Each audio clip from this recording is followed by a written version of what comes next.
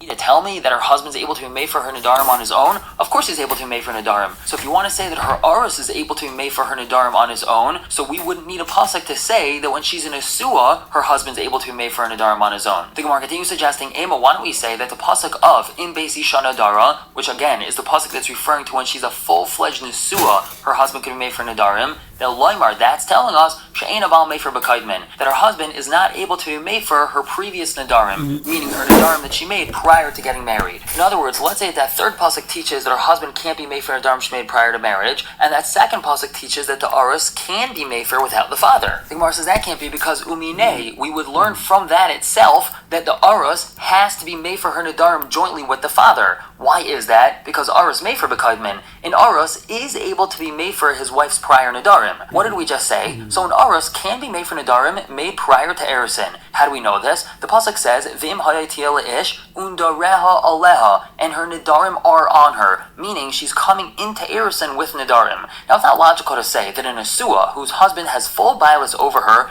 can't be made for her prior Nedarim, whereas her Aris, which only has partial bias, could be made for prior Nedarim. So how then is it possible for the Aris to be made for her previous Nedarim? Elulav, it must be, how is it that her Aris is able to be made for her prior Nedarim? Mishum shutfus Av, because of the shutfus along with the father. And since she's still partially in her father's rishus, and she made those Nedarim when she was in her father's rishus, so her father still has the right to be made for her Nedarim, and now that she's moved partially into the rishus of the Aris, her Aris also is able to be made for those prior Nedarim. So this concludes Rabba's limud, and in summary, we've upheld his limud. We have 3 psukim regarding a father and a husband being made for her Nedarim. We learned from a combination of the first 2 psukim, the emphasis being on the second pasuk of Vim hayatil ish, that when she's in Arusa, both her father and her Aros must be jointly made for her Nedarim, and one without the other doesn't work. Let's just continue this with another limud. Samach Chesam Alf on top, Debei Rabbi Shmuel Tana, in the Beis Medrash of Rabbi Shmuel, they taught a brisa. The pasuk tells us, Bein ish le'ishtay, bein av lebitai, and between a husband and wife, and in between a father and daughter. And this is just about the last pasuk in the entire parsha of Nedarim.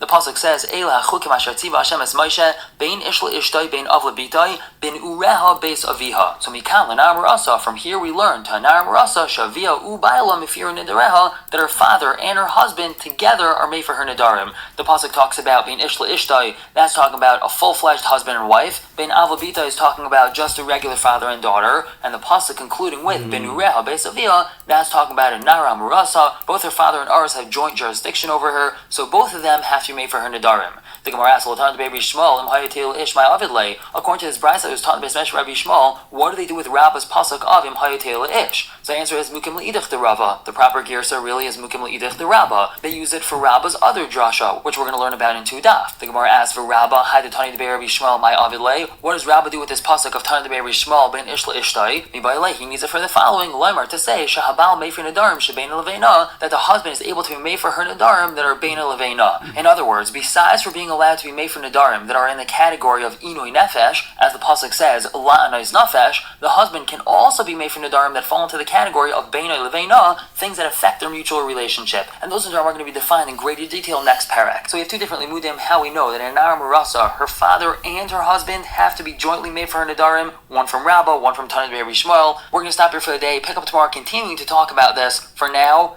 everyone should have a wonderful day.